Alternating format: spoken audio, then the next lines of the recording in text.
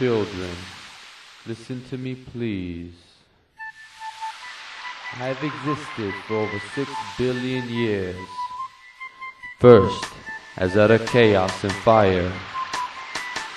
Then a miracle occurred. Life began to form 4 billion years ago. And living being after living being, organisms, plants and animals, have been eternally linked in a constantly manifesting relationship called nature. And you humans, only 200,000 years old, follow an innumerable number of life forms that lived before you and with you today. Yet, in a matter of 50 years, you have succeeded in disrupting the balance that is so essential to life. In a single human lifetime, the earth has been changed more than by all previous generations of humanity. You know that alternatives and solutions exist today for your iniquities. You all have the power to change. So what are you waiting for?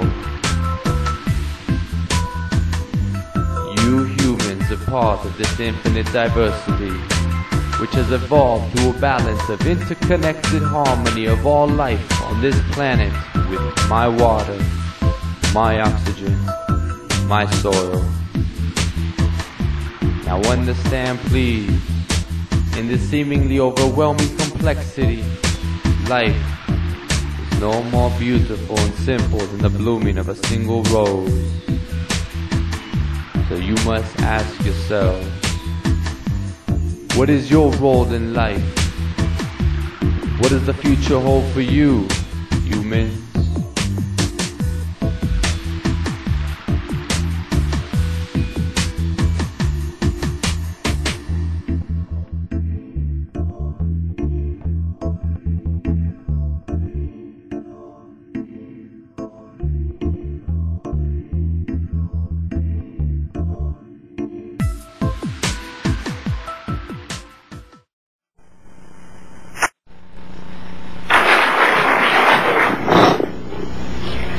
I'm Severin Suzuki, speaking for ECHO, the Environmental Children's Organization. We're a group of 12 and 13-year-olds trying to make a difference. Vanessa Setti, Morgan Geisler, Michelle Quigg, and me. We've raised all the money to come here ourselves, to come 5,000 miles to tell you adults you must change your ways. Coming up here today, I have no hidden agenda. I am fighting for my future. Losing my future is not like losing an election or a few points on the stock market. I am here to speak for all generations to come. I am here to speak on behalf of the starving children around the world whose cries go unheard. I am here to speak for the countless animals dying across this planet because they have nowhere left to go. I am afraid to go out in the sun now because of the holes in our ozone. I am afraid to breathe the air because I don't know what chemicals are in it. I used to go fishing in Vancouver, my home, with my dad, until just a few years ago we found the fish full of cancers. And now we hear of animals and plants going extinct, every day vanishing forever. In my life, I have dreamt of seeing great herds of wild animals, jungles and rainforests full of birds and butterflies. But now I wonder if they will even exist for my children to see.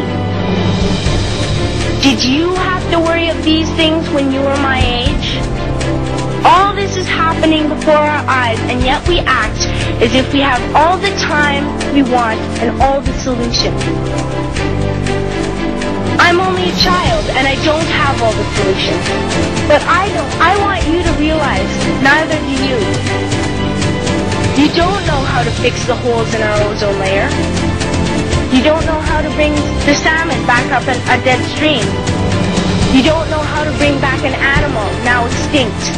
And you can't bring back the forest that once grew where there is now a desert. If you don't know how to fix it, please stop breaking it. Here, you may be delegates of your government, business people, organizers, reporters, or politicians. But really, your mothers and fathers, sisters and brothers, aunts and uncles, and all of you are someone's child. I'm only a child, yet I know we are all part of a family, 5 billion strong. In fact, 30 million species strong. And borders and government will never change that. I'm only a child, yet I know we are all in this together and should act as one single world towards one single goal. In my anger, I am not blind, and in my fear, I am not afraid of telling the world how I feel. In my country, we make so much waste. We buy and throw away, buy and throw away, buy and throw away, and yet northern countries will not share with the needy. Even when we have more than enough, we are afraid to share. We are afraid to let go of some of our wealth. In Canada, we live the privileged life, with plenty of food, water, and shelter. We have watches, bicycles, computers, and television sets. The list could go on for 2 days. 2 days ago, here in Brazil, we were shocked when we spent time with some children living on the streets. This is what one child told us. I wish I was rich.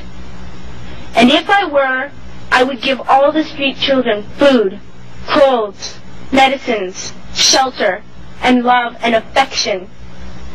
If a child on the streets who has nothing is willing to share, why are we who have everything still so greedy? I can't stop thinking that these are children my own age, that it makes a tremendous difference where you are born. That I could be one of those children living in the favelas of Rio. I could be a child starving in Somalia, or a victim of war in the Middle East, or a beggar in India.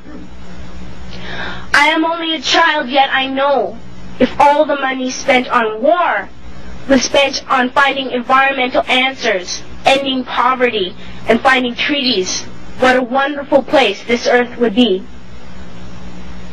At school, even in kindergarten, you teach us how to behave in the world. You teach us not to fight with others, to work things out, to respect others, to clean up our mess, not to hurt other creatures, to share, not be greedy. Then why do you go out and do the things you tell us not to do? Do not forget why you are attending these conferences, who you're doing this for. We are your own children. You are deciding what kind of a world we are growing up in.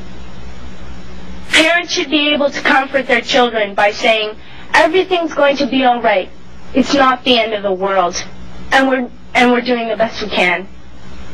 But I don't think you can say that to us anymore. Are we even on your list of priorities?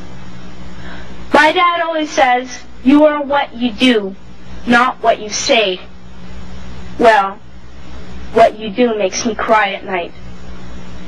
You grown-ups say you love us, but I challenge you, please, make your actions reflect your words. Thank you.